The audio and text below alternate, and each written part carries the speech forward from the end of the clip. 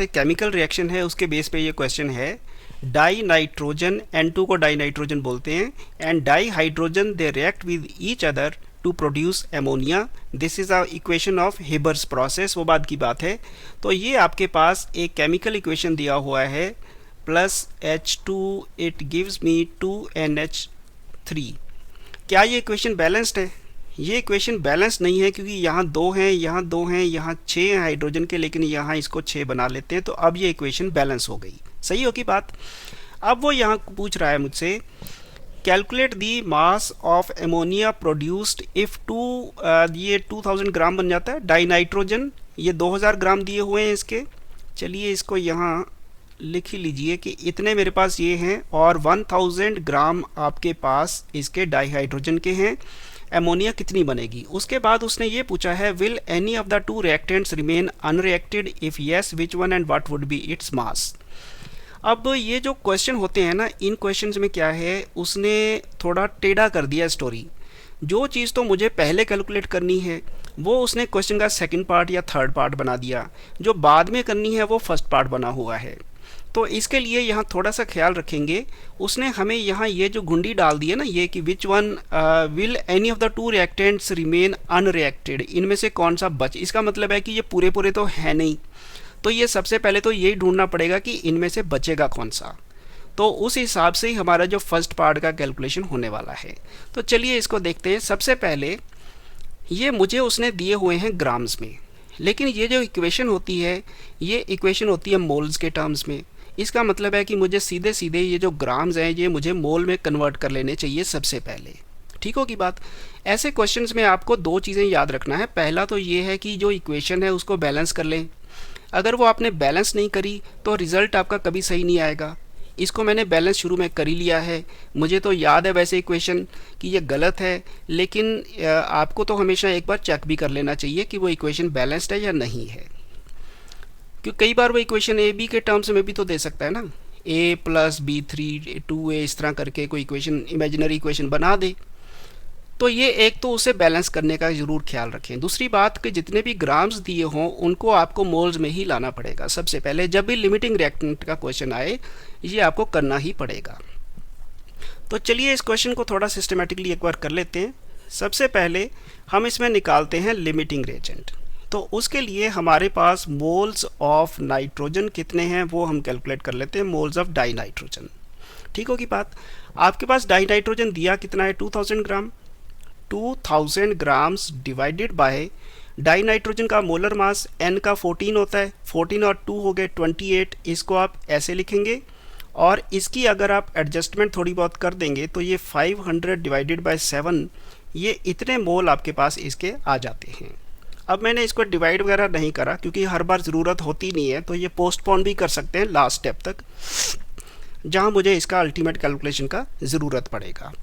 अब हम दूसरा कैलकुलेट कर लेते हैं मोल्स ऑफ हाइड्रोजन, क्योंकि मैंने ये पहले बताया कि इन सब के आपको मोल्स बना लेने चाहिए। तो 1000 ग्राम हाइड्रोजन के हैं तो दो, इसका कितना मोलर मास होगा, एक का होता है 1 और दो का हो गया 2। ये सीधा सीधा कट के आपके पास 500 मोल आपके पास हाइड्रोजन के आ गए। अब मुझे सबसे पहले तो लिमिटिंग रिएजेंट निकालना है। तो पहले क्वांटिटी कौन सी मेरे पास, N2 है। मैं N2 से ही शुरू करता हूँ। ये क्वेश्चन मैंने शायद शुरू में सेकंड या थर्ड क्वेश्चन है इसी एक्सरसाइज का, उसमें ये तरीका बताया हुआ है कि जो भी पहले दिया हो, सेकंड थर्ड नहीं, शायद ये 2-3 पहले ही है, कुछ a + b2 वाला क्वेश्चन था, तो उसको देख लेना थोड़ा एक बार। ये अब कहाँ था मैं कि ये मोल्स ऑफ नाइट्रोजन आगे, मोल्स ऑफ हाइड्रोजन आगे। अब मेरे पास जो सबसे पहले N2 है, मैं यहाँ से शुरू करूँगा अपना लिमिटिंग रिएजेंट निकालना। उसके लिए मैं इक्वेशन को लिख लेता हूँ, N2 + 3H2 it gives me 2NH3। ठीक होगी बात। अब यहाँ अब मेरे पास मोल्स के हिसाब से मैं देख पा रहा हूँ, 1 मोल नाइट्रोजन का वो पूरी तरह कंज्यूम करता है 3 मोल्स डाईहाइड्रोजन के। ठीक है, तो यहाँ मैं यहाँ से शुरू कर रहा हूँ पहले वाले से। 500/7 कितनों को करेंगे, ये करेंगे आपके कंज्यूम 1500/7, ये इतनों को करेंगे। और अगर मैं रफ कैलकुलेशन करता हूँ तो ये 214 मोल आ जाता है, यानी कि ये जो आपके पास नाइट्रोजन का 500/7 है वो सफिशिएंट है 214 मोल हाइड्रोजन के लिए। सही। अब हाइड्रोजन है कितनी? हाइड्रोजन है 500। इसका मतलब 500 एक्सेस में हाइड्रोजन है मेरे पास, हाइड्रोजन ज़्यादा है, नाइट्रोजन कम है, तो नाइट्रोजन पहले ख़त्म हो जाएगा। इसका मतलब जो लिमिटिंग रेजेंट है वो है nitrogen. Will any of the two reactants remain unreacted? Yes, hydrogen will remain unreacted। और वो पूछ रहा है if yes which one and what would be its mass। तो हाइड्रोजन will be unreacted और what would be its mass? इसका मास होगा 500 minus 214। वो जितना भी आए वो आपका इसका थर्ड पार्ट का आंसर हो जाता है। इसका डिटेल्ड आंसर आपको लिंक है डिस्क्रिप्शन में, वहाँ मिल जाएगा। तो अब मैं चलूँ इसका जो फर्स्ट पार्ट है, calculate the mass of ammonia. अब आपने ये बात तो समझ ली होगी कि मेरे पास नाइट्रोजन पता है कि ये कंज्यूम पहले होने वाला है। इसका मतलब मुझे ये नाइट्रोजन जितनी यूज़ होगी उसके हिसाब से एमोनिया बनने वाली है। तो मेरी नाइट्रोजन 500/7 ये यूज़ होने वाली है और मुझे एमोनिया का कैलकुलेशन इसी के हिसाब से करना है, क्योंकि यहीं पे रिएक्शन ख़त्म होना है।